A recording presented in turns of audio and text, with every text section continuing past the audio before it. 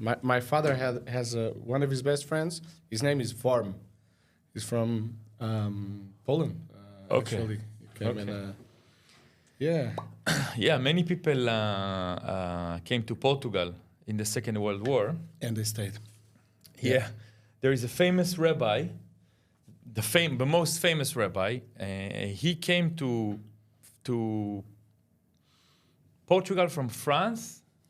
Prior, he was in Eastern Europe, I think Ukraine or something. Then he came to France to study in university. Then he moved from France to Portugal, stayed here for a few months. Then it's a famous story. He took his boat from here to New York. Whoa. He established, in World War II, and he established a huge following and influence in New York. He's one of the biggest. Wow. It's called the Lubavitch rabbi. He has all over the world his connections. Yeah, super famous rabbi. He died already. Yeah. Some crazy people think he's still. Oh yeah. Let's not get into that. Yeah. Let's talk about waves, man. But look, it's my grandfather, my father's father, he immigrated when he was 16 years old in 1920. Okay. On a boat with no one knowing. No one knew he was. How do you say when people get on the boats and they don't have a ticket, they go undercover. Sneak in the boat. He sneaked into the boat. 16 years old. Okay. He's from the north of Portugal. Okay. Imagine in 1920, the north of Portugal was farms and land and cows and nothing else. And he went. So he jumped in Porto? No, in Lisbon. Oh. He came from the north to Lisbon. In Lisbon, he went on a boat. He put himself on a boat without sneaked into a boat. He went to the United States. He arrived in New York in 1920. He lived there for 16, 17 years. Oh wow! So he was there at the time of Al Capone. Wow. The dry law, That, yeah. He lived his life prohibition is amazing. or something. His life is amazing. His life, I have to check it. I have to, because the U.S. has a lot of records of everything. Yeah. And which we don't have here too much. Well, you can find it somewhere. And my grandfather was around because from there he worked on boats. So he traveled the world in the 1920s. Really? Crazy. And then at some point he married my grandmother. Came back, married my grandmother. And stayed, opened a restaurant and stayed, and he lived all his life in Lisbon and unbelievable. It's really crazy. Sometimes we used to go for walks and with his dog, and he taught me a lot of things from there. But when I went deeper, I tried to go deeper, and he didn't tell me much. So funny guy.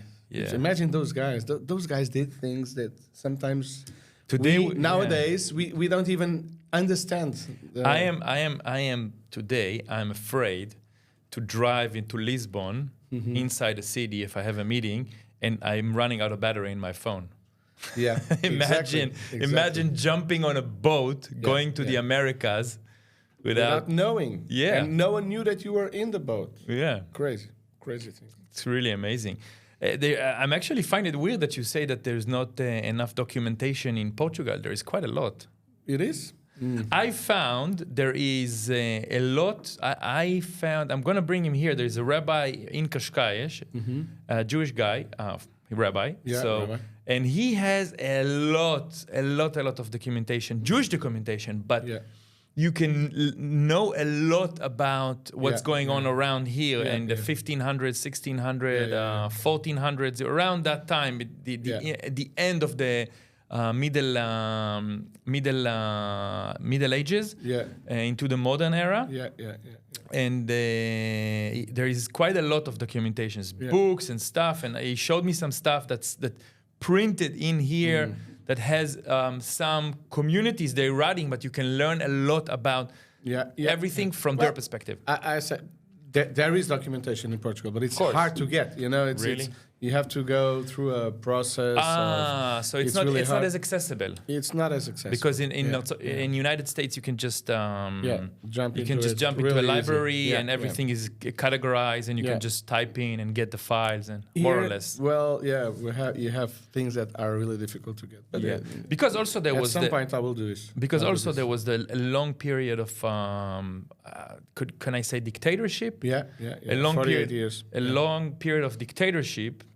And maybe many of the government offices got shut down, or they still work in this old-fashioned bureaucracy way. So it's hard to. Sometimes you need to revolutionize that. Make the. But it will happen. Great. It will happen at some point. It's happening already. Yeah. Okay. Let's talk about waves, man. Waves. Surfing. Yeah, absolutely. My life. You know, this week is been insane. I haven't been in the water actually. I wanted to go today. Today it's a manageable day. It's a manageable day. Yeah. It was not manageable. No, not at all. Not at all. If you had a jet ski, it would be nice, but you have to have the guts to jet ski and big balls. You know, huge balls. Yes. And a 9-foot gun. I just saw on Instagram a picture of Antonio Silva yesterday or 2 days ago at, I think it's Cave. Wow! In an amazing, it's really big for Cave, even for Cave. Yeah, was Cave working? Huge. People were surfing in Cave. Yeah. Well, towing in, of course. Towing in. But it's insane. I had this guy is amazing. I was driving one day. I drove early just to see Koshos in the morning, and I saw not this week, a few weeks ago. Yeah. And from Koshos, I saw there was jet skis in Cave. Yeah. So I drove back from Koshos to into town, and I had that little ride towards Cave. Parked the car somewhere, walked, and then I met this girl.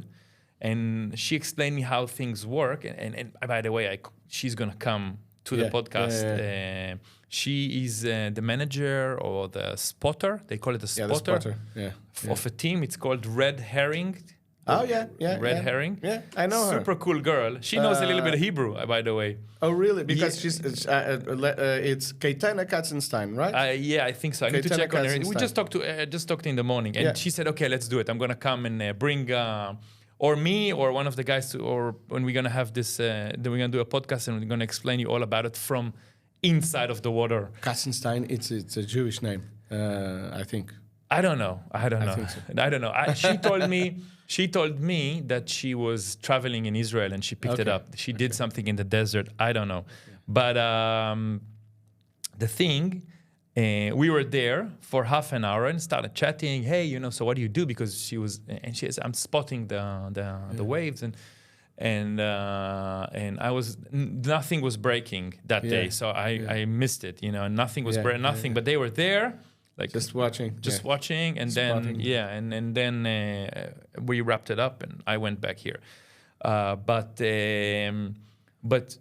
I actually want to focus on Nazaré because on Nazaré it was many other places around, but Nazaré was firing. Yeah, it was firing. It was it wasn't huge. It's really funny because I was there working for WSL, doing some interviews pre-event with the athletes, and.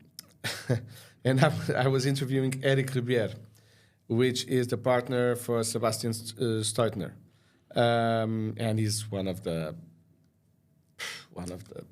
best surfers, all-around surfers in the world. Okay, he was European champion, junior, senior. He went into the CT. He was one of the best surfers in the world. He's into Nazaré for a long time. He surfs slabs. He organizes an event in Coruña in Galicia. He lives there. It's really, he has a lot of experience. And he was telling, it's really funny actually. it's a good one for you to interview here. He was telling that Nazaré has a few sizes, a Praia do Norte. So it's like small, average, big, too big, huge, and massive. It's like this, you know. Yeah. So it was big, you know. Okay. It was big. From that scale, it was it? Yeah. It wasn't huge It or wasn't not huge. massive. Yeah, it was no records. No. But good conditions. But good conditions, really good conditions. No winds, almost no winds. It started with a sunny day, and then it covered a little bit, but it was okay. And in the afternoon there were some big ones. You know, some big waves. When you say big, how much you say? How much would you call it? I don't know. 12 meters. 12 meters. 10, 12 meters. Wow. Yeah, it's big. Of course, it's big. It's huge. But it's not 20, you know? No, but wow. 10 meters? Yeah. 10 meter faces? Yeah. Oh. And it's but for them that's I easy, understand. you know. They that's the sizes they train the most, you know. And it was quite a show. It was quite a show. A lot of people like cheering. A lot of people outside. Like I think it was estimated like 46,000 people on the cliffs. And they hear it. The guys hear it in the water. Yeah, they tell me that when they stop, they hear it. When they're on the wave, without the noise of the jet skis pushing and all that, they hear the wow, those kind of. Oh my God! This is a completely new thing. Yeah. It wasn't happening before 5 to 10 years ago. Yeah. I mean, it did. On small, on events on big events and WSL, which you're gonna touch later. I want to talk to you about WSL. You could hear the crowd, but this kind of extremity when the guys are surfing 15, 20 foot, 15, 20 fucking meters wave, and while they're surfing, on top of that adrenaline rush, they get this like, so when they finish the wave, a lot of people say, wow. They clap. Yeah, they 40,000 people clapping to them. This is a huge. And people from all over Europe. Actually, from all over the world. I saw a lot of Brazilians. Of course. A lot of Americans. Of course. People do know, nowadays with the forecasts, they know that something is going to happen. So people just come to Nazaré, straight to Nazaré. Cancel work, cancel things, and cancel they do things, let's and do. They come to Nazaré. Yeah. It's amazing. It's really amazing. But the contest was really nice. It was a shame that it was nice, and you had of course you missed Kailani, for example. He wasn't there. No, he's injured. He injured himself in Hawaii. In Hawaii, he broke his helmet surfing pipeline. Oh, I think I've seen something. I've seen, First time he wore a helmet at pipeline, and I think he was saved by the helmet, actually. With the helmet, he showed the helmet is I've broken seen that photo. I've seen crazy. Huge crack. I've seen that crack. photo. So Kailani wasn't here, and Justine Dupont, she delivered her baby the day before. So she was pregnant, and her baby was born. Hers and Fred's baby was born in the day before the contest. So the 21st of January, Sunday, and so both of them couldn't come, of course. But there was Lucas Chianca. Is amazing. For me is probably the best surfer in the world right now. At ease with these kind of conditions, you know. Lucas Chianca, Lucas Chumbo. And of course there was Pedro Scooby and Nicolas van Roop, which is also really Nick van Roop, really focused. He was doing a new team with Clément Rosero, a French guy. Really good. It was a huge surprise for me. I didn't knew him.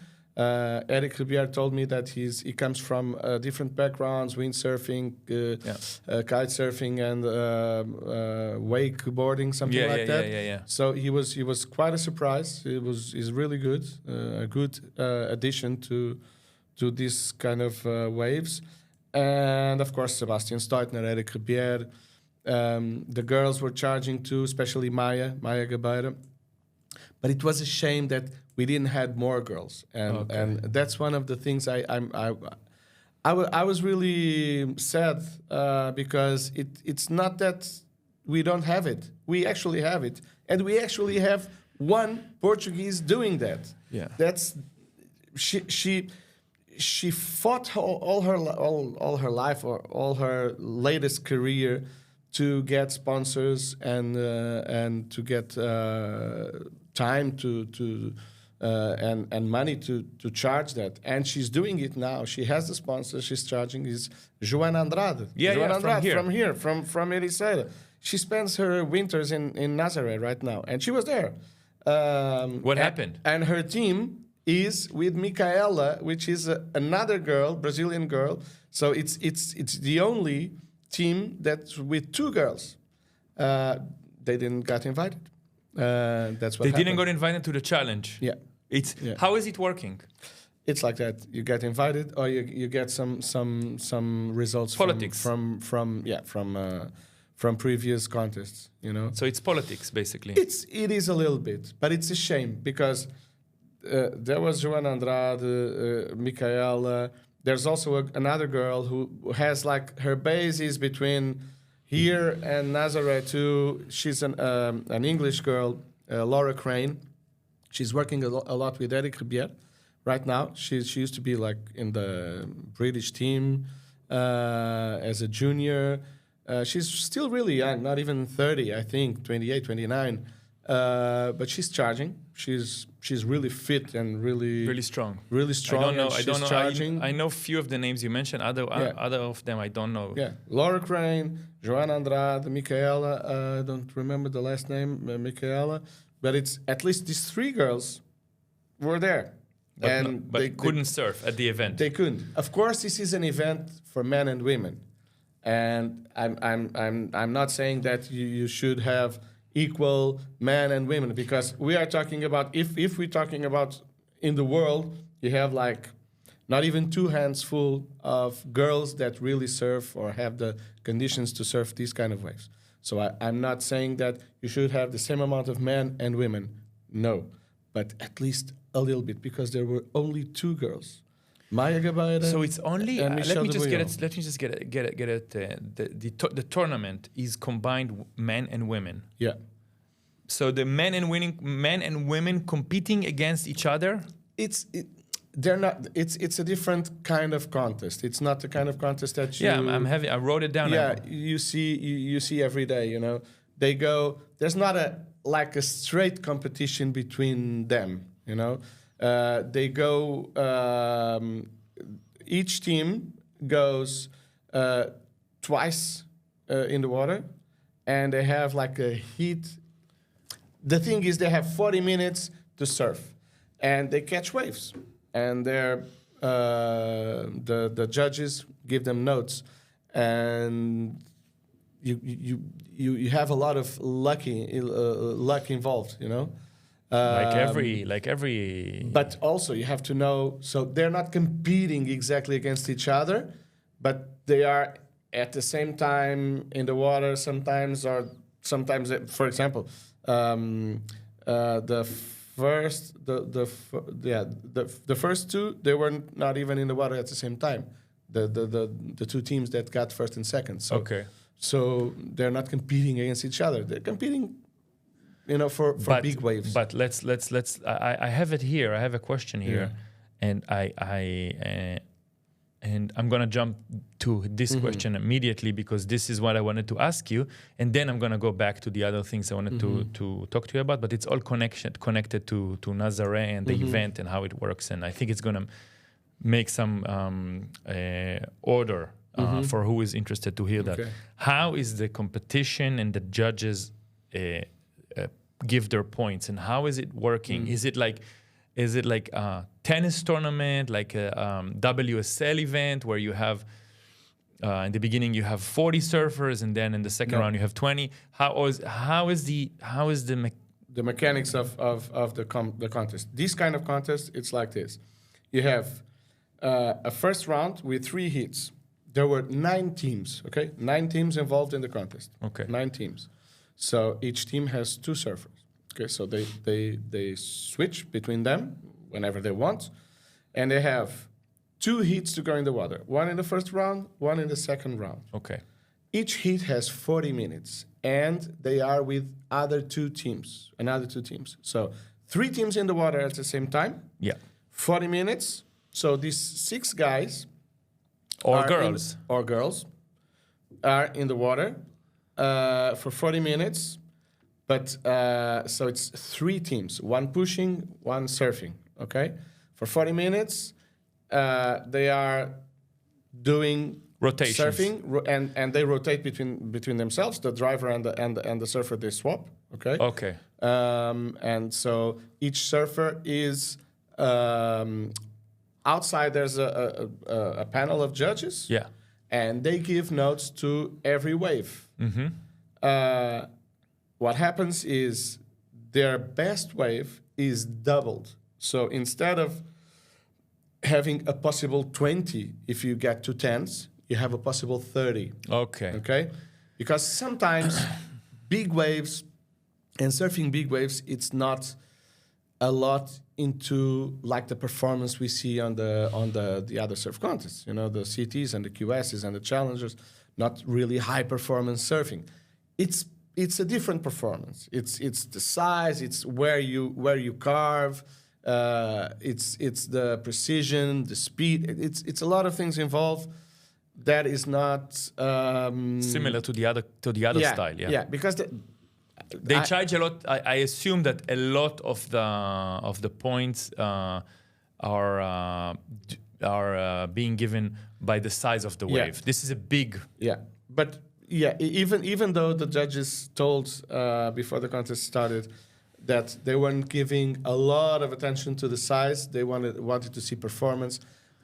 In the end, we are humans. So if you get a wave that's 15 meters and the other got a wave of 6 meters, come on, the one that got 15 meters has more points. It's totally normal. So they are judged by the judges that are outside. They're giving notes, and so you surf 1 heat, then there's the other heat and the 3rd heat of your round, and then you go back again another 40 minutes. Okay, so you have the second round. At the end of the second round, you have each surfer has 2 best waves. Each team has total points, and you find a winner for a team winner, an individual winner, men, an individual winner for women, and best performance. So okay. So I just want to understand. So you have few titles. Yeah. There was one. So it's like more like the Oscars. Yeah. And then it's more like a free jam session, more or less. And then, but judges are watching and giving points. I tell you why. More like the Oscars, I tell you why I did the Oscar analogy, because you give for the best production with the whole, production crew, production team, whatever wins. Yeah. So it's like the team, that team. That's like it's a group of people supporting each other, and they work together. There is more than that in a team. There is not. This is what I learned. Yeah. There is not only the ski. And so there's like technical support and the spotter and the second rescue. It's a team. Involved. Yeah. And the team so this is like the production crew, and then production team, and then you have best performance for male. Yeah, exactly. And then you have best performance for female. And then you have best performance for female. Exactly. So it's more like a film competition. Yeah. You know what I'm saying? So it's like it's a good analogy. Yeah, because imagine if you have how many women you said you had on the 2. So you're 50%. Sorry, I'm not underestimating surfing these giants at all. But if you are at the event and you are a woman, you have 50% of getting a title. Exactly. So it's more about the actual spectacle. You celebrate the ocean and the magnitude of this wave and the people coming, and it's of course you celebrate the performance, high performance of the athlete, but it's not as mathematical as a QS event. No, and not as tactic. Well, you have tactics too, but it's not as tactical as they have CTs. tactics in the QS. I remember Gabriel Medina a lot. did some funky. You get priority and you don't get the serve. You can use it almost like you use how do you call it in soccer? It's almost like how you use when you cross the whole defense. I'm not also a soccer fan, so me neither. I forgot the name. But when you cross it, it's called I forgot the name. In Hebrew, I have it. I don't have it in English. Offside. Offside. Yeah. Yeah. Offside. So it's almost like having an offside. You play with the it's kind of like a little loopholes within the mechanics of the thing. It is. But it was a good contest after all. It was a really nice contest, and I think it was. We didn't have that contest for almost 2 years because last year the conditions were not great for competition. But there was a record-breaking waves last year, no? But the thing is, the timings were not okay for the event last year, so it was almost like the gathering of the tribe. I understand. And it was really nice, and it was a really cool contest. And and by the end of the day, you have a ceremony. At the end of the day, everyone was celebrating. Actually, even the guys that went into last place, of course, everyone was celebrating. I understand. And Tony Laureano, the youngest guy, he's also from Ericeira, 21 years old. I think he broke his foot, or he did a real serious injury on his foot on the first round, but he kept surfing. Wow. He kept in the water, pushing Maya Gabeira because he wanted, so he couldn't surf anymore. He was king. Yeah, he was surfing and driving too. But he was the teammate of Maya Gabeira. And he was the hero of the contest for me because he injured himself in the first minutes. It was crazy because the last contest, he couldn't surf because he was teaming with Justine, and Justine just broke her foot on the first or second wave. And so the team was excluded. So he couldn't surf even though he was okay. So he injured himself this time. And he didn't abandon ship, He said, "Okay, I will keep driving and putting you, Maya, into the waves." And Maya won. Yeah. So it was really quite an effort for Tony, and I wish him the best recovery. He will be a young guy. He's 21. Come on. Everything. Yeah, heals fast. Let's hope. Knock on wood. I wanted to ask you if you can explain everyone about the mechanics of Nazare, because many people don't know why it is so special. I mean, a little bit about the geography. You probably know it quite well. The canyon. To understand it, to explain it in words.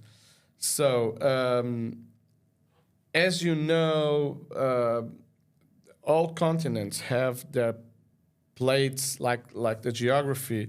It's like this is land and this is inside the water. Okay, more or less like this. It goes deeper and deeper and deeper. Yeah. And at some point, in the world, there are canyons. So it's like a break, like a huge valley, like really deep in the middle of the continental plate. So what happens is when waves come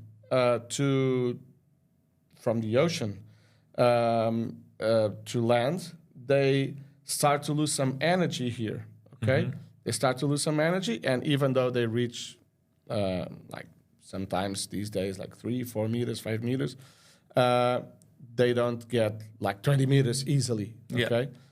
What happens in Nazaré is that you have a break here. Okay, so like a valley that goes really close to shore. Okay, so the waves, the energy, and a wave is energy moving through water. It's not water moving. Okay, yeah. It's energy moving through water. So the energy of what will become a wave in front of Nazaré, and it's not in front of Playa do Norte, it's in front of the town, Nazaré. In front, you have like, if you go a few meters, I don't know how many, but maybe 20, 30 meters inside the water. Meters. 20, 30 meters inside. Yeah, inside, really close, maybe more. I don't know exactly maybe a little bit more, but it's not too much. Yeah, let's say, okay, whatever, yeah, 100 meters. Even it's not, I think it's not even 100 meters, but I will have to check that. But so you go really close to shore, and the water, instead of being like, I don't know, 4 or 5 meters deep, it's like hugely deep. How much, you know? I can't remember the 100 immediately. Maybe. Something like that. Yeah, something like that. So you basically... So it's huge. So the energy, when it gets to shore, doesn't have like a stopper. You know? It doesn't lose that energy. Yeah, you know? It doesn't... So when it gets here, what happens is, this is inside the water. Imagine, this is inside the water. And it comes free, like in the middle of the ocean. And suddenly it reaches this huge barrier, huge barrier wall. And if you can't move forward, what it does, goes up. Jacks up. So goes up. Yeah, but this is in front of the town. This is more or less in front of the town. But the way the canyon is situated. The angle of the canyon pushes the waves to Playa do Norte. Okay. So some swells, I don't know exactly. I would have these guys know exactly which angle and which degrees from the northwest. I think it's more from the northwest, when the swells are from the northwest at a certain angle that gets really good into the canyon. It's like something that's attracting the swell. Like a magnifying glass. Yeah. And it pushes the swell, it amplifies it, and that's why it makes those huge leaps. Those crazy monsters. Yeah, crazy monsters. That's why the waves are really big, but sometimes they don't have a long wall. Yeah. You know? So it goes really big, it breaks, it's a huge wave, vertically, but then horizontally, sometimes they don't have a huge wall, or like a long wall. Yeah, like 50 or 100 meters. Sometimes. Some of them have, but a lot of times you see those peaks like this. And it looks sometimes like a triangle. Yeah, like exactly, a triangle. Like it's what I think what happens is there's this magnifying glass. Yeah. And also this headland, or where the castle is. Yeah. It's also, I think, creating some sort of some sort of a turbulence or something. No, or not? Sometimes it does. Yeah. But that's actually where the Big Mama wave breaks. They know that the Big Mama is like one of the hugest. They call it the Big Mama peak. You know? Okay. Because you have peak 1, peak 2. Oh, they have peaks. And then in front, more or less in front of the lighthouse, there's the Big Mama, where the hugest ones break. That's where Hugo Val, for example, got a wave that is estimated by the people who saw it, 100 foot wave, but it was there's only one photo and a video, but it was, at the end of the day, and the sun was really low, so you cannot see quite well. You couldn't measure it. You couldn't measure properly. 30-meter wave. Yeah, but for Eric Ribier, for example, one of the most experienced guys there, he was in the ski, looking at the wave, looking at Hugo's wave, and he told me that that was a 100-foot wave for sure. Whoa. It's amazing. Have you been out there in the water on the boat or on the ski? I have been in the water at Praia do Norte, but not with those kind of waves. No, yeah, but have you been? They took you because I know they take sometimes Sunny Berger with the ski to I haven't film. been. Joanna, Andrade, and some of the boys already asked me. Well, they told me if I wanted to go, and I've never had the chance. Actually, I will someday. But I don't know if I want to go. You know, me neither. I don't want to be scary. there. I don't want to be there. And being on the ski, it's even scarier. Yeah. I was in the lighthouse a lot of times. I actually was there. A lot of people think, for example, that Nazaré was first surfed by Garrett McNamara. And no, Shane Dorian, no? No. There was a boat. Shane Dorian was also there, but he wasn't the first. The first guys to surf Nazaré were locals. First, Praia do Norte. But the thing is, there's a huge bodyboarder community in Nazaré. But there's also surfers, old surfers, guys that are now in their 50s, 60s, that used to surf there. And some of the guys were they have big balls, you know, then they threw themselves into those waves before. But of course, at some point, you don't have enough power to get those waves. So you have to invent toe-in surfing. Even just paddling out, it's impossible. Exactly. So the first guys to really try and manage those waves were the bodyboarders. There was an event called the Special Edition at Nazaré for bodyboarding that was huge, amazing, huge waves. Mike Stewart won it one time. Paulinho Costa won another time. Ricardo Faustino won. No, Ricardo Faustino didn't. But Porquito, Luís Pedreira from Figueira da Foz won. Pierre-Louis Coste. So Uri Valadão from Brazil. It was like a contest, a special edition contest. It was first for invitation only, huge waves. I've seen some of those contests and they were crazy, huge waves. The thing is, when toe-in got invented, more or less a few years later, a guy who actually was born, he's known as being from Carcavelos or Ericeira, but he was born in Nazaré.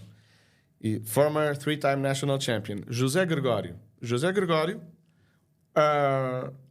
and Paulo do Bairro and some French guys, Peio Lizarrazu. They invited also Mano Drolé from Tahiti, François Lartigue, I think. There was a crew of people connected to Quicksilver France. Okay. And they had jet skis. And those were the first guys, okay? One of the first sessions I saw towing in Nazaré was a long time ago, and it was those I was talking about, Pelis Arrazu, José Gregório, Paulo do Bairro, Ruben Gonzalez, Portuguese guy, also, some Portuguese and some French people that came and surfed that wave. And at some point, a really clever guy from Nazaré, Dino Casimiro, bodyboarder, one of the guys who was involved with Special Edition, he works at the City Hall, and he sent a photo of those waves to big wave surfers all over the world. And Garrett McNamara was the only one who replied. So they invited him, and he spent like a winter there. I think it was 2011, 2010, 2011, or 2009. I can't remember quite well, but yeah, 2010, around that time. And because what they wanted, and it worked, was for someone to come from better known surfing country. Yeah.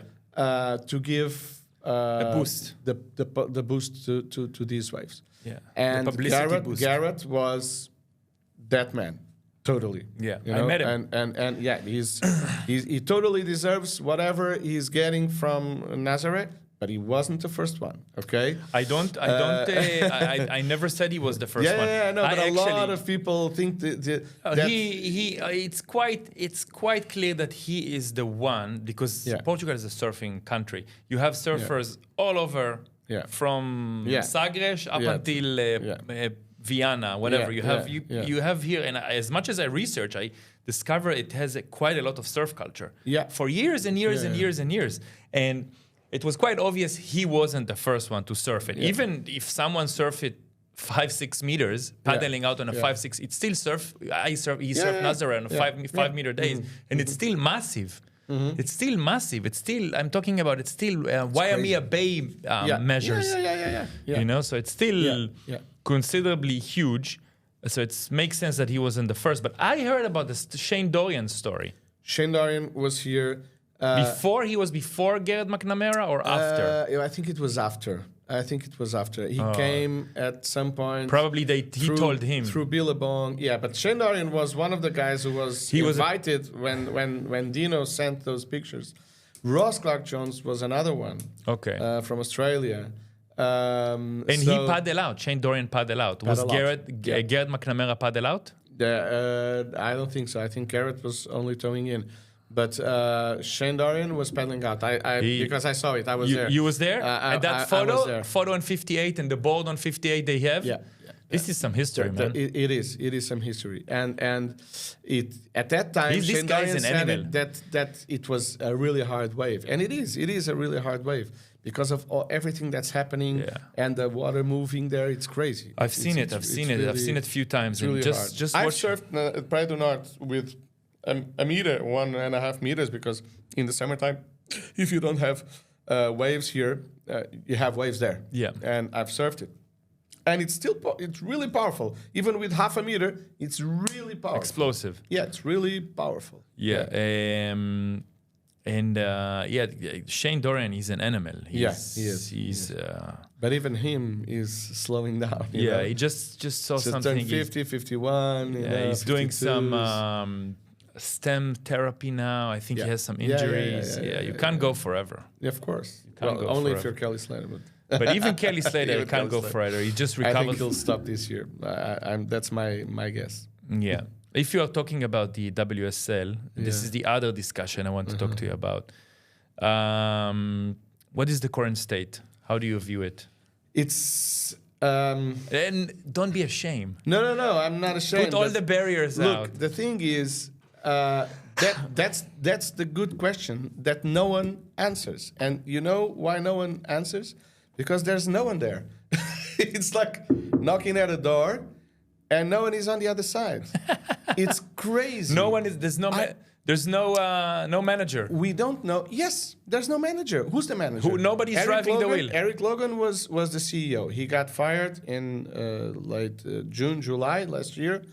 No one is replacing him. Hey, go open the door. Yeah. Say I'm the CEO. The CFO also went away. No one is replacing. The thing is, the WSL is. Look, the WSL started 10 years ago.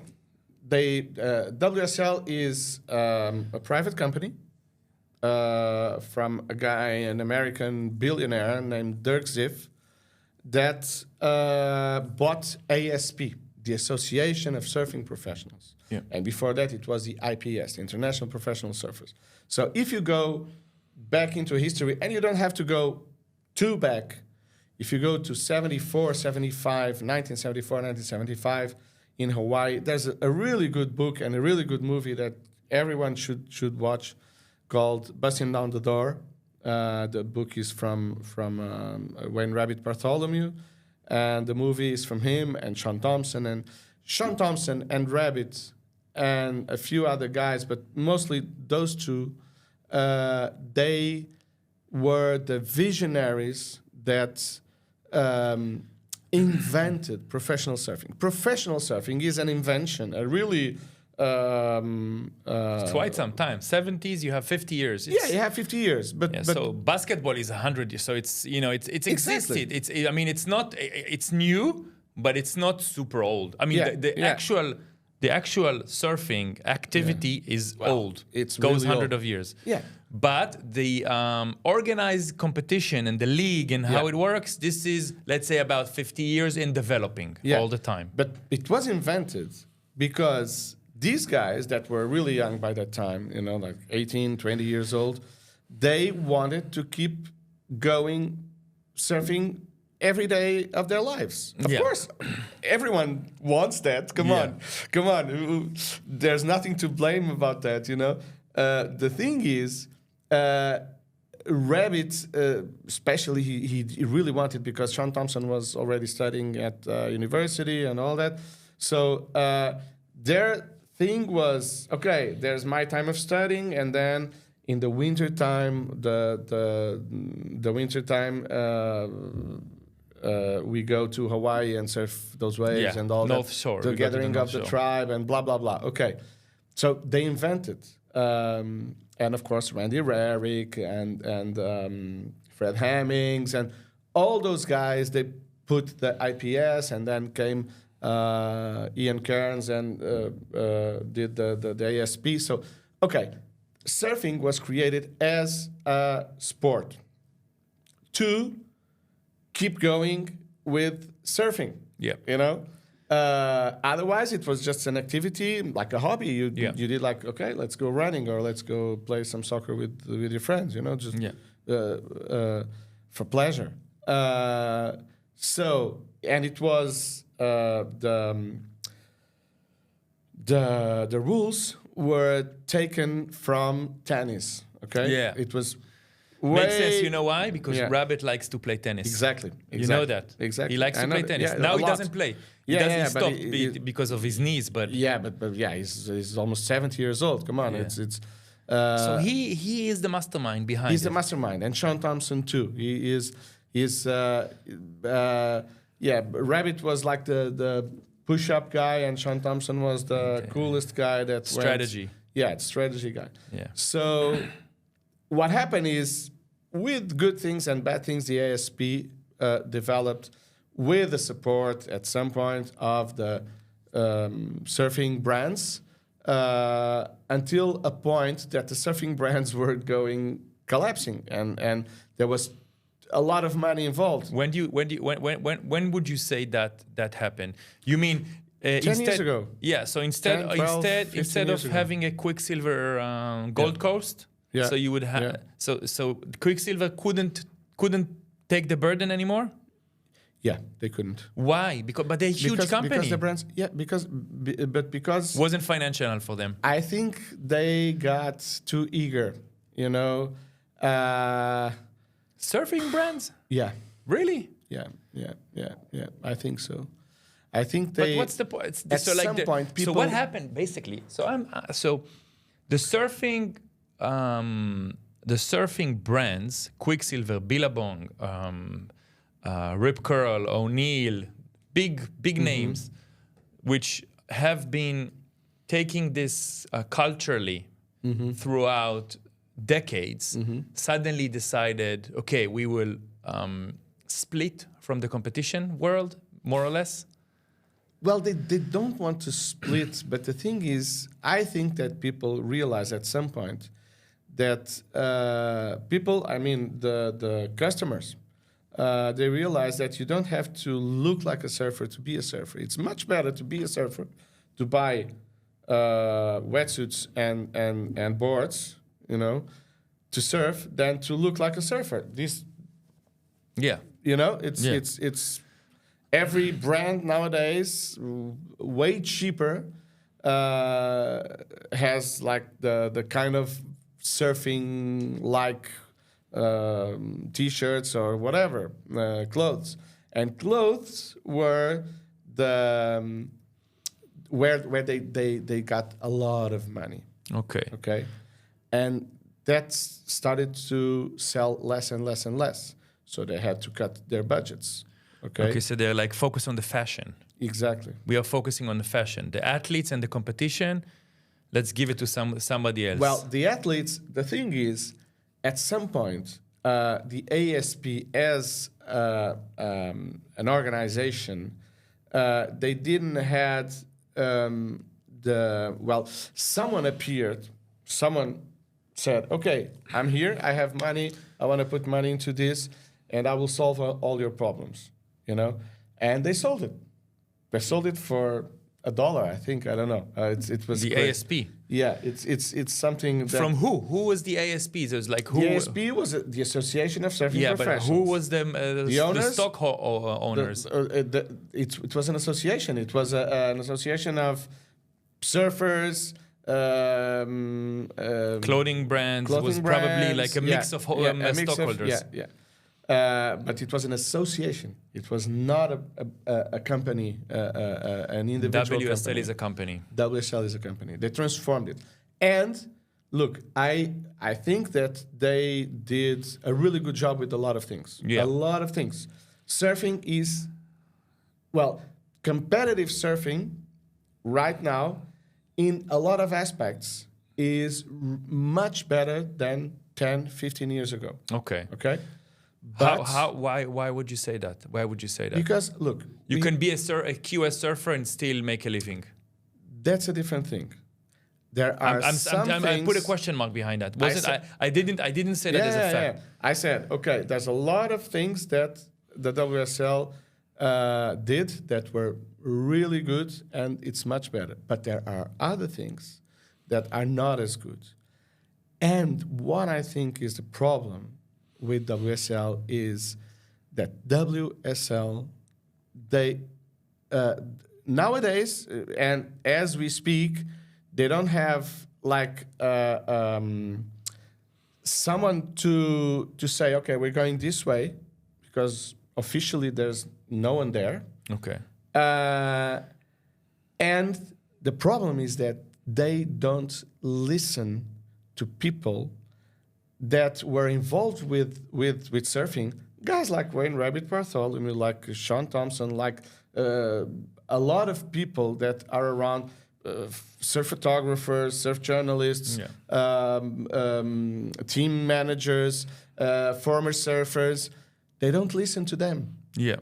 And they need to be more humble to listen and to understand. What I think is that the WSL is a company that doesn't understand too much the way surfing evolved. Okay? They don't have a background of surfers, of being surfers, okay? But they do have, inside WSL, there's people who can do a much better job with the things that are not okay. You have the manager of the Ribera Diliash competition, Travis Logie. You know him? I know, Travis Logie. It's one of them. He's a good guy. Yeah, Renato Wickel.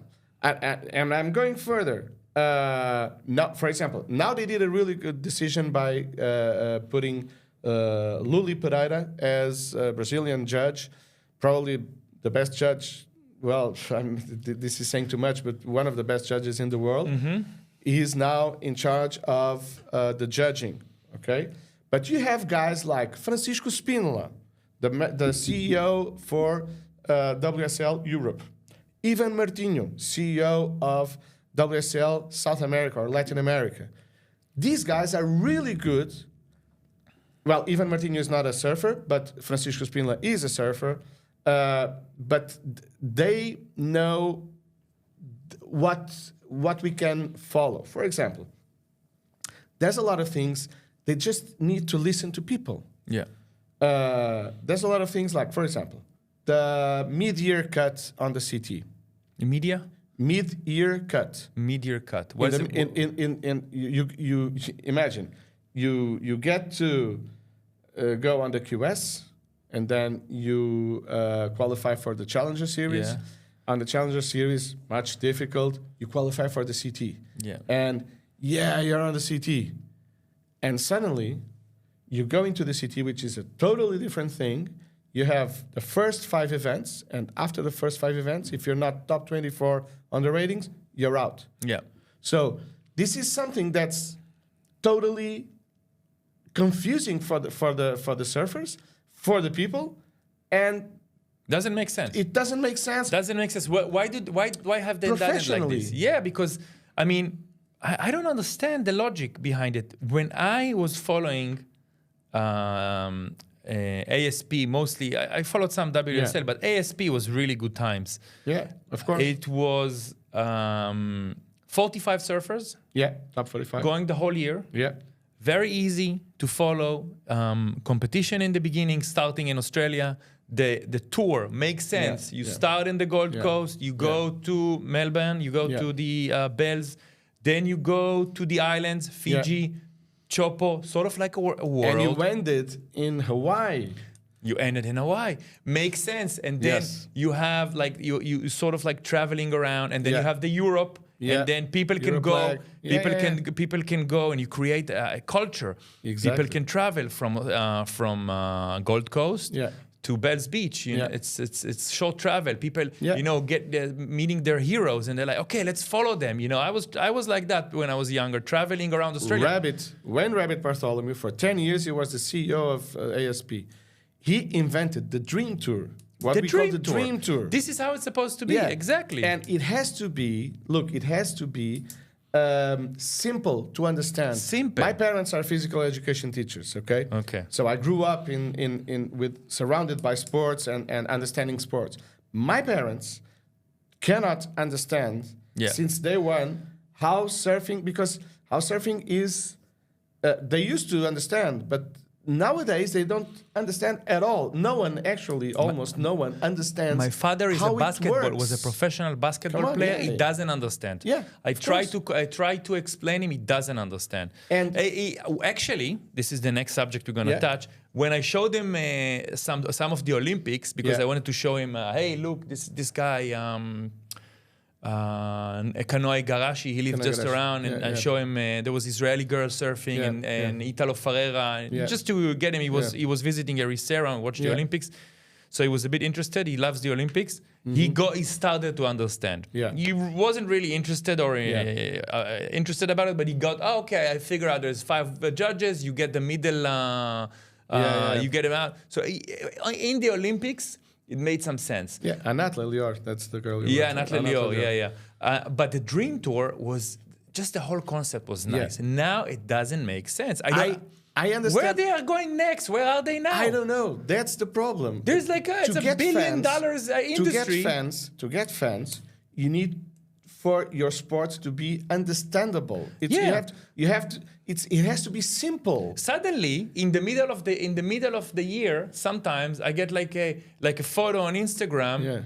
Felipe Toledo just won. Was there a final? Happening? Exactly. Was something happening? And how did he got there? I mean, don't get me wrong. I think he's one of the best, if not the best at the moment. But when the whole tournament happened, how did he move up the ladder? I want to see the story.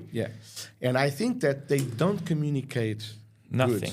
Nothing. And they started to be, actually, WSL, when it started, they started to be as like they got together all the information. They started saying, okay, we don't need the the surf journalists or the surf photographers, because we have photographers. We get you the photographies or the videos or that but they started to build like a communication, almost like a Red Bull Media House kind of thing, you know? They started to create like a company, their own ecosystem. Exactly, but suddenly it stopped. And they don't communicate. When they communicate, they treat people like stupid.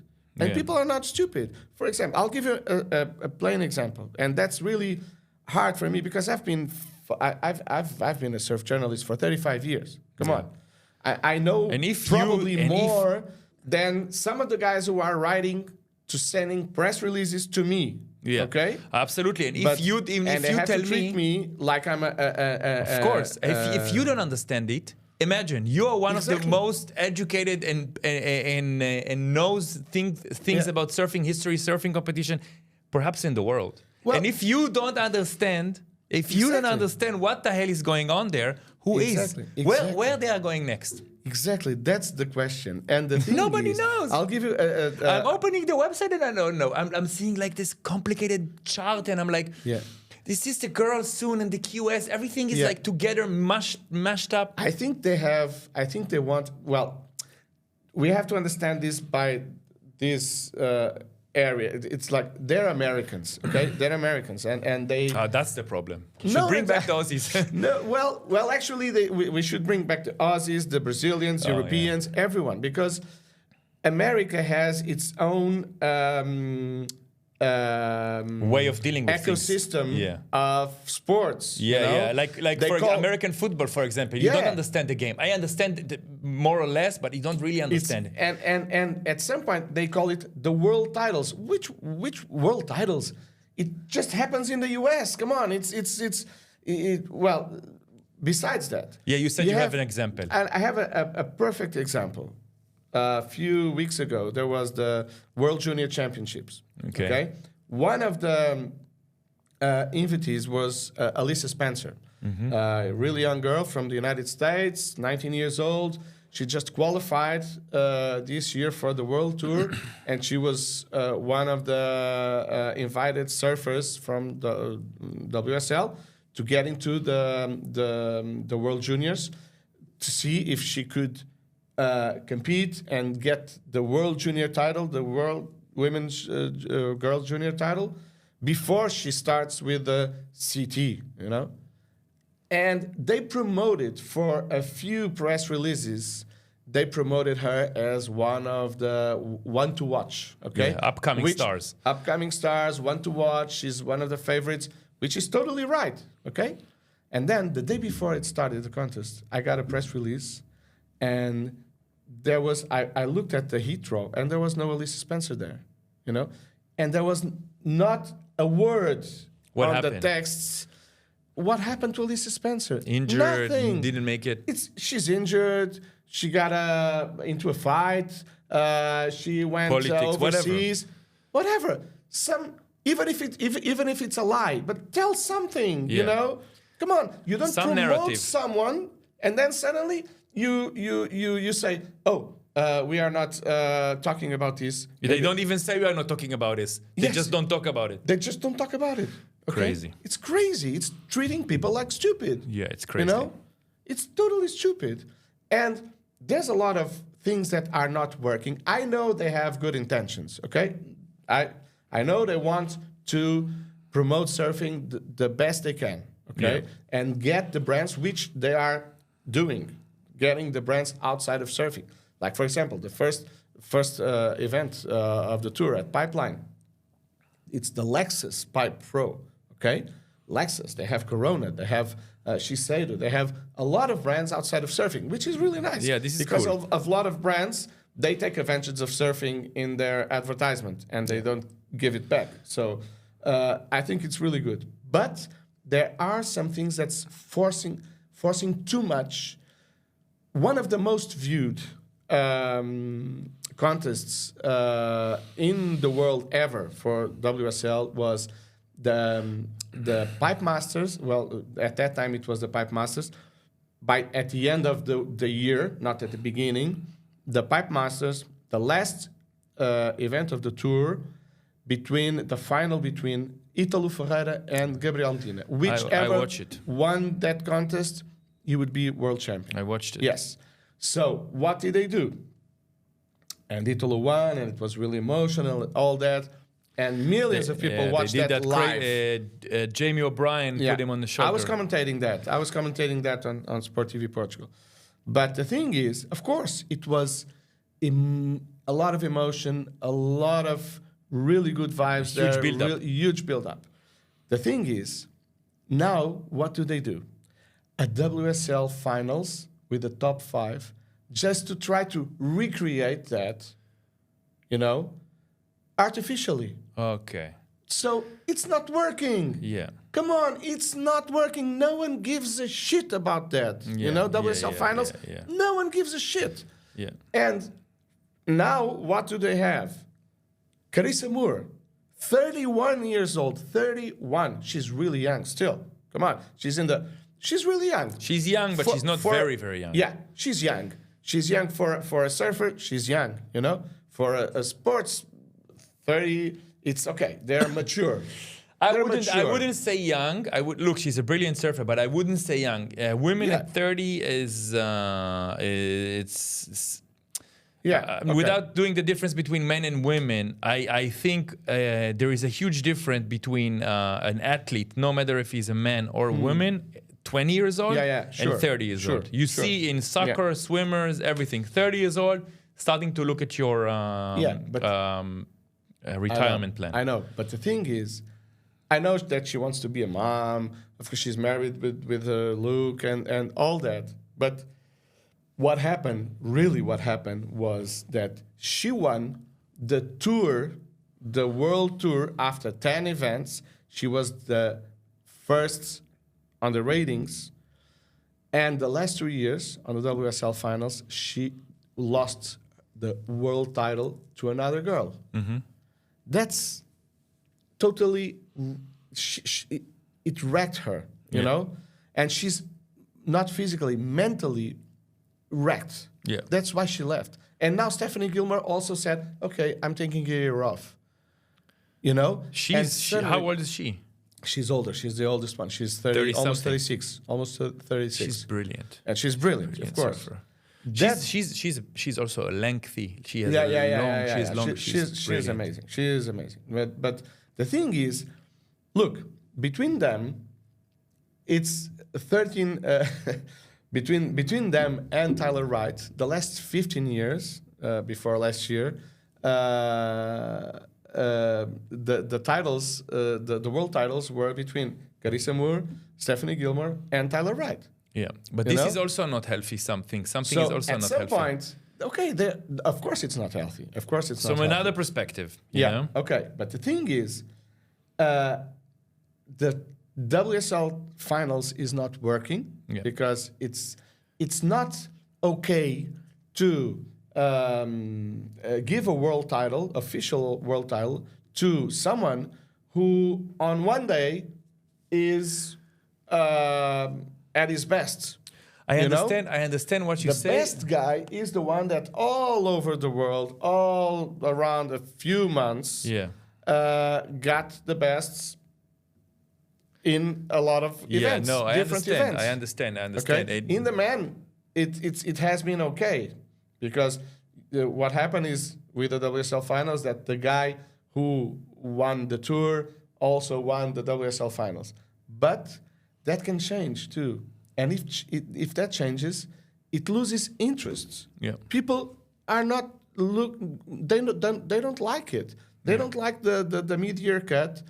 There's not an athlete that prepares himself for half a season. Who the hell is preparing for half a season? Yeah, it's not. Come on. Can't be. It can't be. It's dumb. It's anti-sport. Yeah, absolutely. It's anti-sport. Yeah, no. This needs to be this cut needs to be in the end of the year. The WSL finals, and also I think that they did a. How many surfers now in the men's? It's 32 plus 2 wild cards. Yeah, but I think this also needs to be a little bit more. Yeah, 40 something. But that increases the amount of time for the events, and that gets. It's more money, you know. It's more money. They want to get it cheaper. Yeah, which I understand. Yeah. The thing is, even with the Challenger Series and the QS, the regional QS but this is what makes it interesting. You have 40 surfers competing. This is a good one-liner. Yeah. For the best. Yeah. But now it's 32 plus. Yeah. It's crazy, and the women are 17 plus 1. It's crazy. The thing is, what I think is that even with the Challenger Series and the QS, the regional QS is killing the way to get to the city. even the Challenger Series, they have they were promoting 10 events, or 8 to 10 events. And now it's 6, and let's see what happens. Only 6 QS events? Challenger Series. Okay. And I know that there are some people that want to do Challenger Series in other places, and they don't let them. Why? Yeah. And the QS being regional, it can be better for the money wise. You just have to travel in your own continent. Yeah, I understand. But it's really healthy to compete with a guy from Brazil, Australia, from another part of the world. Get this mix. I have, this mix is really important. I have a question about the Olympics for you, because it's also connected to this part. Mm-hmm. Do you think that the Olympics will change the way professional surfing would be? I mean, because the Olympics are an easier, condensed format. You have, I don't know how many was it the last, you remember? 20. 20 total? 20 men and 20 women. Yeah? Mm-hmm. So you have 20 men, 20 women, or 20 and 20 or 20 and 15, whatever, women coming for a tournament of a few days and challenging who will be competing against each other, who is the best surfer in the world, getting an Olympic gold medal. And the WSL will be like a sort of like their yearly tour to maintain, bringing the financial side of the business into the sport. I think, well, first by the way, I think skateboarding will never work in the Olympics. This is but surfing, that's a really good example. Skateboarding. But surfing is surfing become a very physical sport. Yeah. A very physical sport. And you can see some of them, they're athletes. Don't get me wrong, skateboarders are athletes as well, but it's all over the place.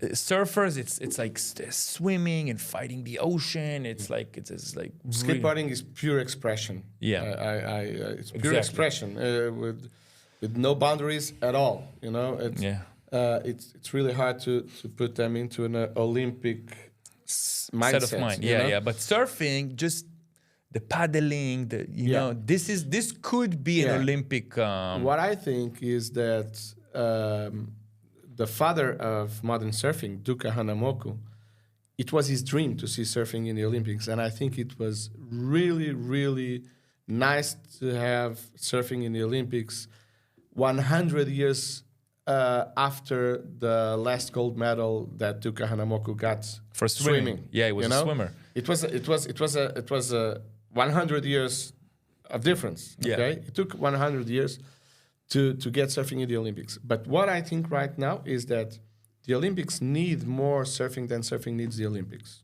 I like it because very clever. Because the Olympics are also in problem. Because look. I think that the Olympics, the qualification for the Olympics have to be more clear. They have to adapt, and the Olympics, the Olympic format has to adapt to surfing and not surfing to the Olympics, okay? Yeah. Because, for example, you have, right now, you have the Olympic defending champion is not going into the Olympics. He cannot defend his title. Why? Because he didn't qualify. No. The Italo Ferreira. Oh, yeah? He didn't qualify? He's not qualified. Yeah? Yeah, he's not qualified. And it's really hard for him to qualify this year. I don't know if he's going to do it, For the Olympics? Yeah. Or for the Olympics. You see? I think something in his surfing. I think he was. I can look from a personal, not personal. I don't know him personally, but I think he's not. I think he's. How to say it nicely? I don't like his surfing. I understand that, and but if and it's more skateboarding style. It's more I know. expression.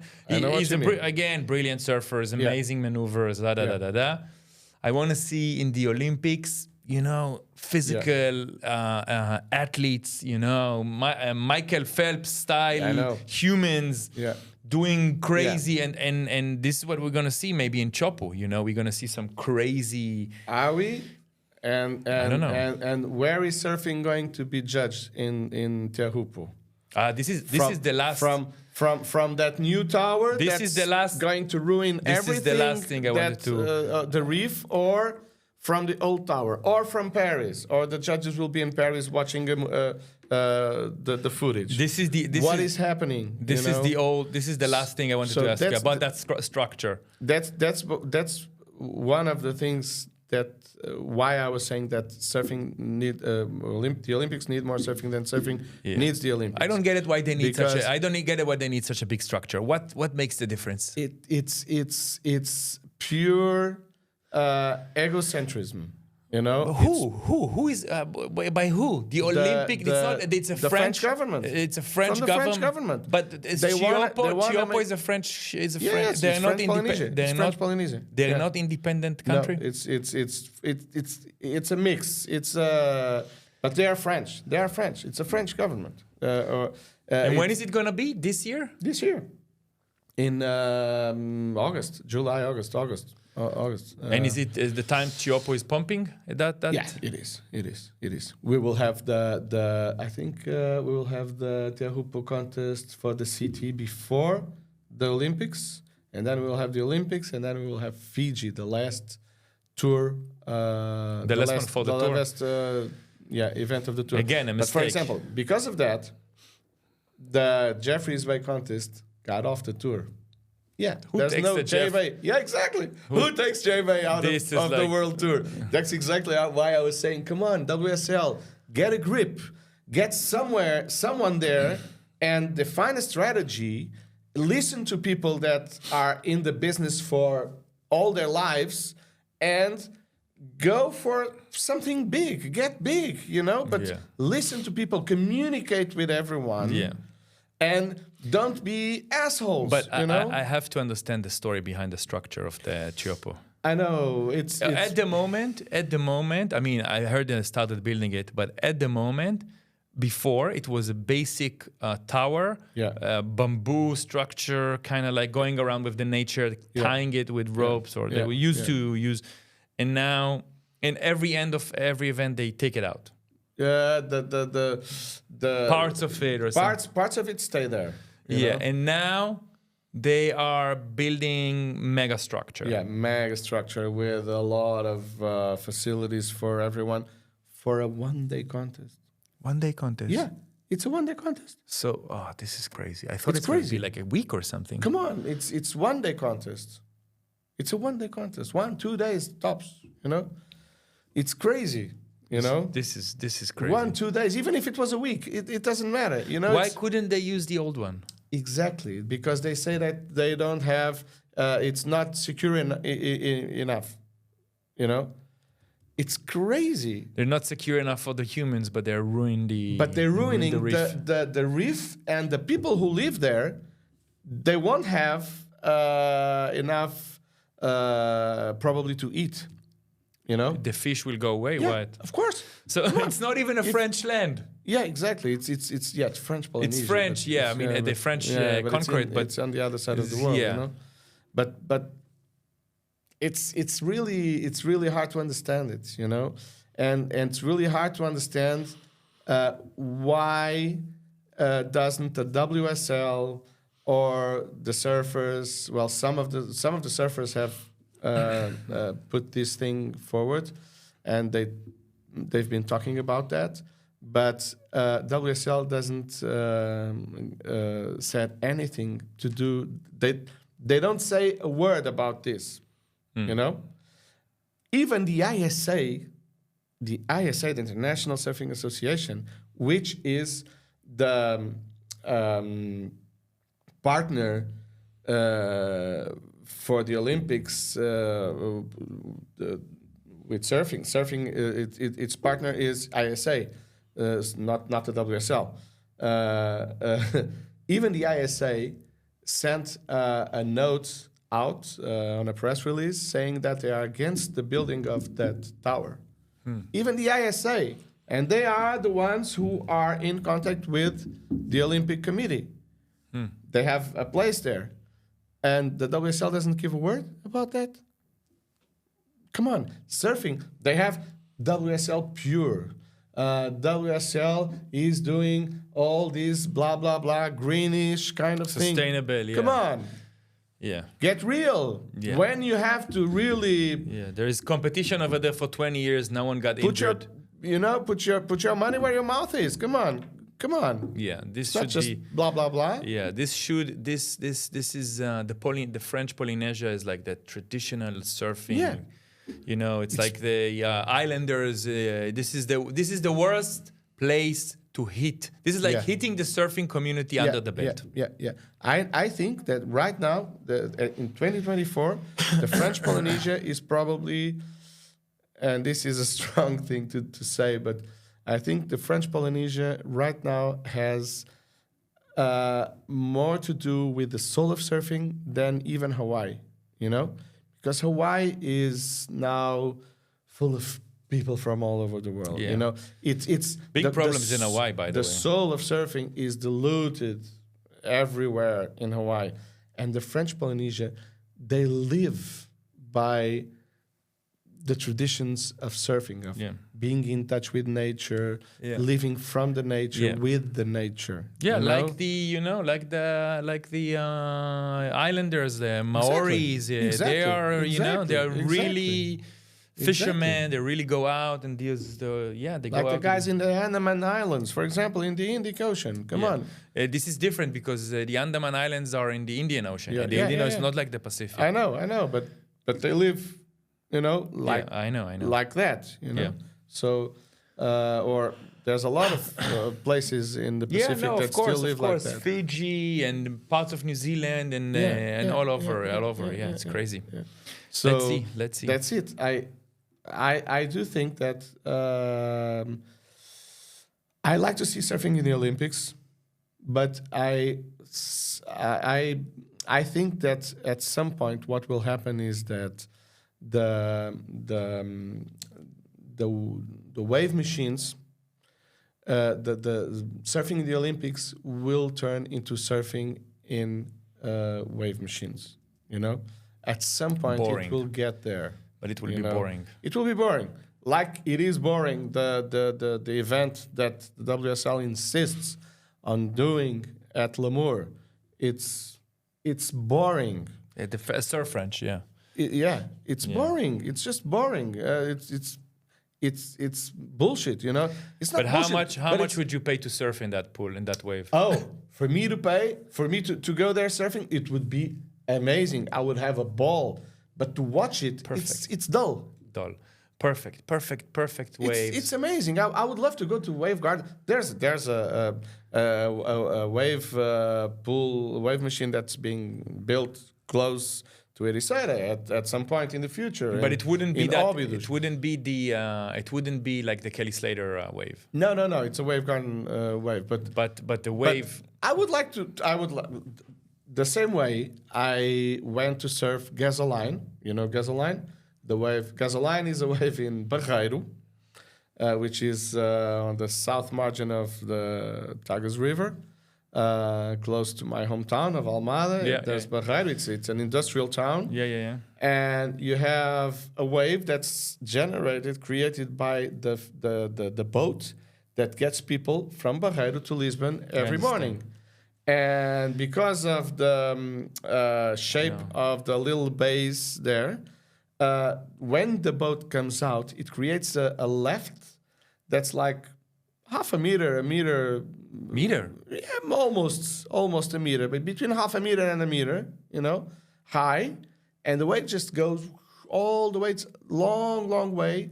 And it's really funny to surf that wave, It's a wave in the middle of the river, generated by a boat. Yeah, it's amazing. It's really funny. They do it in Texas. But yeah, exactly. So, but Containers wave. Will I watch a contest there? No, not at all. Come on, it's.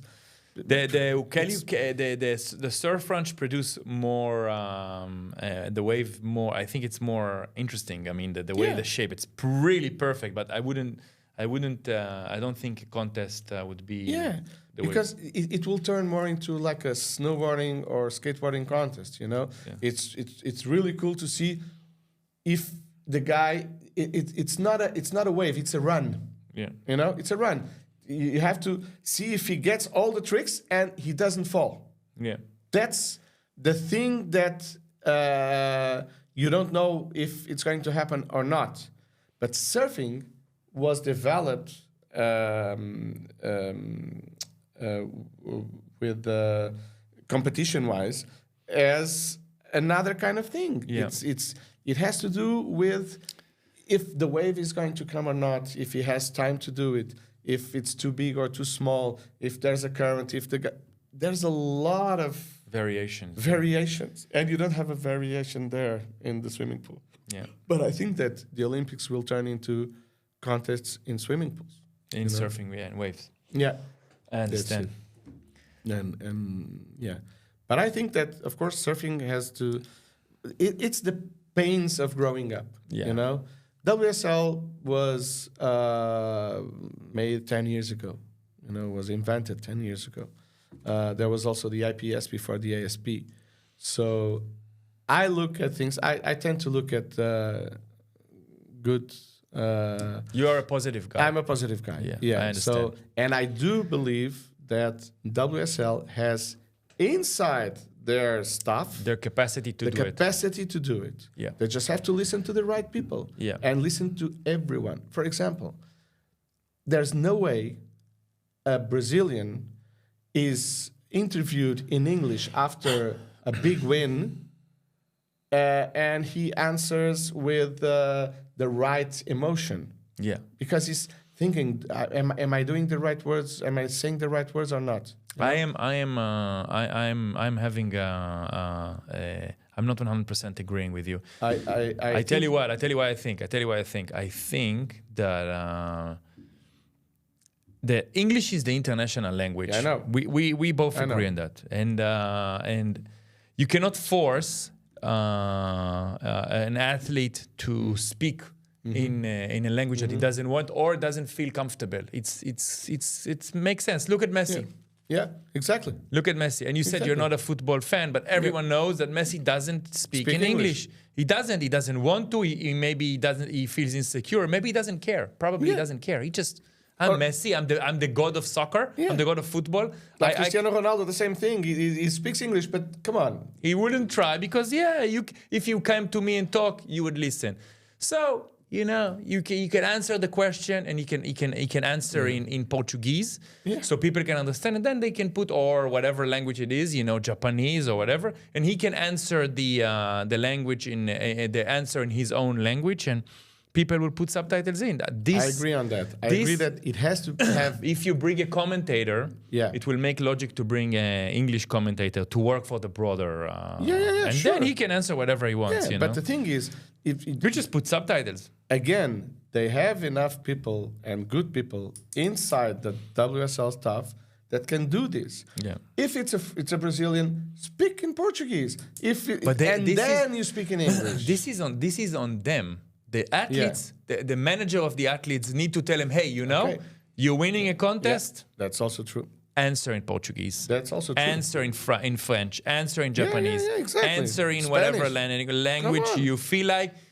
Get the answer, get the gist, the core of the answer. They probably know from traveling all over the world. But then answer in your own language. They will figure out how to subtitle it. Of course, exactly. That's the thing. When you and if she doesn't understand, she doesn't understand. That's it. It's her problem. Get another journalist that knows both. That knows both. Exactly. But the thing is, for example, Brazilians are 1/3 of the city surfers. Come on.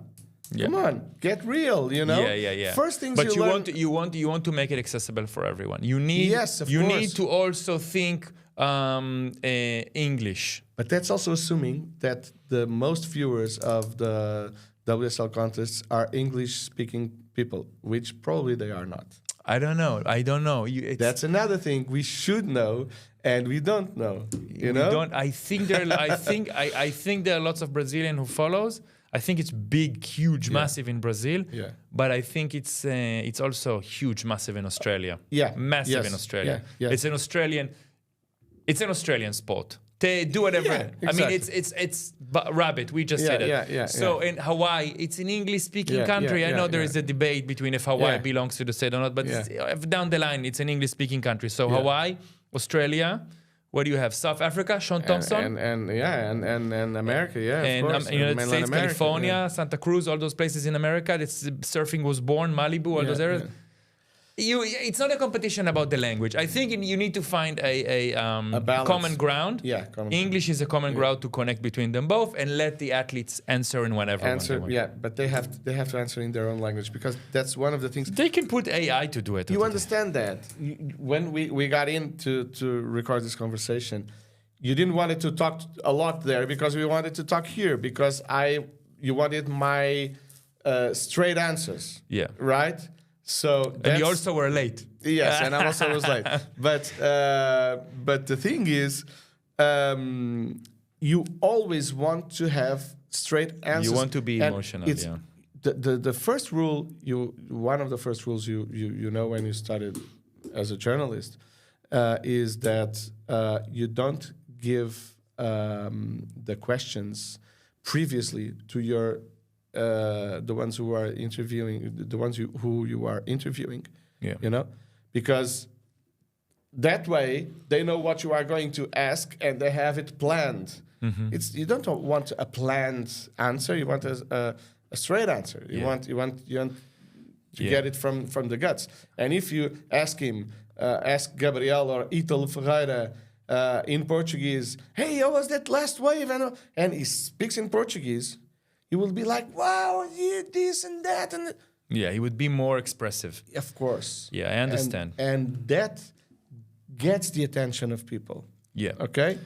So I think that's the way the WSL should go. I think, again, I'm being 100% honest with you. I don't think this is the bad apple in the basket. Yeah, okay. This is a detail. No, it's a detail. It's a detail. It's totally a detail. It's a detail. I agree. They can do their modification. Yeah. I think the bad apples are in the structure of the competitions, in the way they structure the tour, where the competition go, and the simplicity. You said it great. Yeah. Make it simple. Make it easy to follow. You want to have an app. You register to the app. You watch the online events. Everything is very simple. You know, it's like a league. Who goes out, who goes in the next year. You can follow, there is a potential, like you follow on a football league. Exactly. There's a potential to jump for these guys to jump next year. Exactly. Next year. Yeah. Not in the middle of the year. Oh, this guy is a really hot QS guy. He might be on the city next year. Exactly. I'm gonna put some exactly. You know? Like the other day was an Ukrainian tennis. She got into the semifinals. Where in the Australian Open? You follow it? Yeah, it's a good sport. I love tennis. I love to watch it. I love to watch it. I don't play tennis. I never play tennis. It's a good watch. Yeah, but me too. Yeah. But I do have a friend here who's a tennis teacher, and he's always trying to get me there. But yeah, probably I would love it. But I don't know the name of the girl. It's Ukrainian tennis that got into the semifinals coming from the qualifications. It didn't happen for, I don't know, more than 40 years or 50 years or something like that. That's really cool. Come on, that's really cool. That's really... Yeah, that's like a wild card. Yeah. Suddenly, you see, hey, people get interested on the event because, okay, let's see if this guy or this girl is going to give it all. Like Nikki Wood. A lot of people talk about Nikki Wood, 16-year-old Nikki Wood, in 1986 or 87 at Bells Beach. He won the Bells contest. Yeah. Coming from the also trials. Mick Fanning won Bells as Bells, I think, or... but Nikki Wood, no one knew who he was. You know? Mick Fanning was a little bit famous. Yeah, he was a little more famous. And also, another thing that it has to be fixed, there's no sport that stops for 4 months or almost 5 months. So since the top surfers in the world, you don't see them compete since mid-August. No, mid-September, beginning of September. Yeah, so until January or something. Yeah, until the end of January. Yeah, come on. Imagine Formula One, MotoGP, tennis. They don't stop for that long. You need to have consistency. 1 month off during the holidays. 1 month, and that's already a lot. You know, you take the holidays. You finish at the end of the year. Like they used to do it in Hawaii. In Hawaii, traditional. You don't. This is like the biggest event. You know, who conquers pipeline. Yeah, exactly. And you collect your points throughout the year. Yeah. And if you are the strongest one, you probably will nail it in the pipeline. If you're not, you can know who won the event. Pre-hand, but they need to keep it like that. You had the Triple Crown, you don't have it anymore. Oh, the Triple Crown was such a nice thing.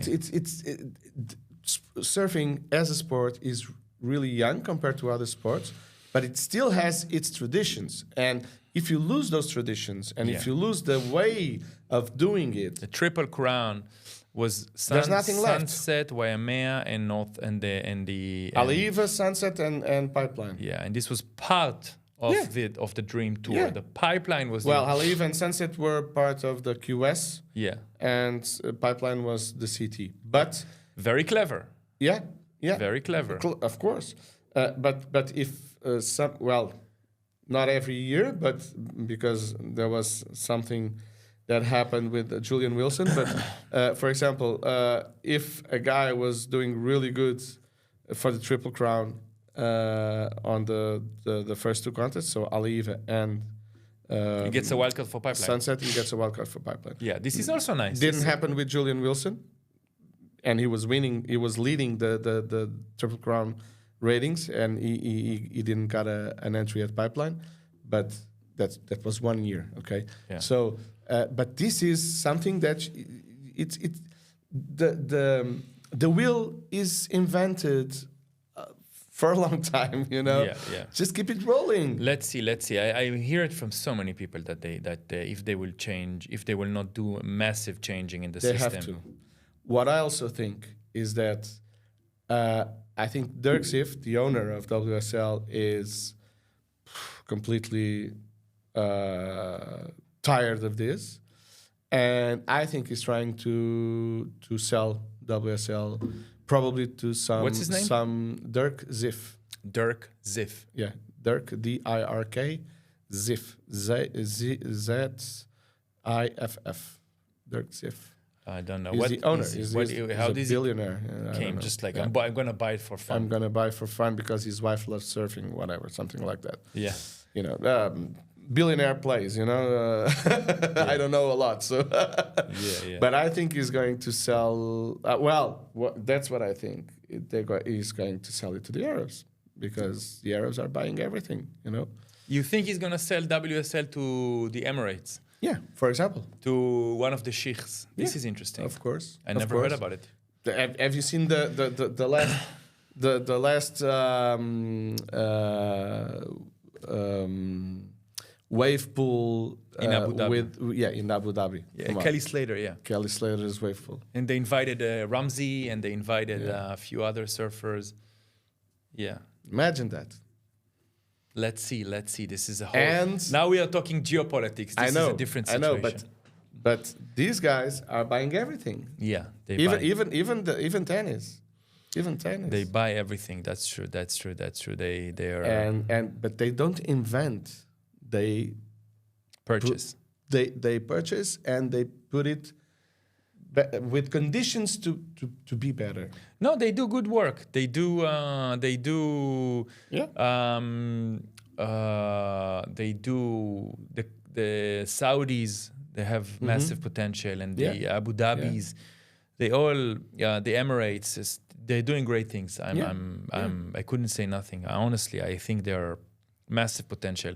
Of course, they're investing in football and they invest in tennis. And everything. Possibly they could buy the WSL. Let's see. Well, and you could do the WSL finals at Abu Dhabi, for example. That would be amazing. But look, don't get me wrong.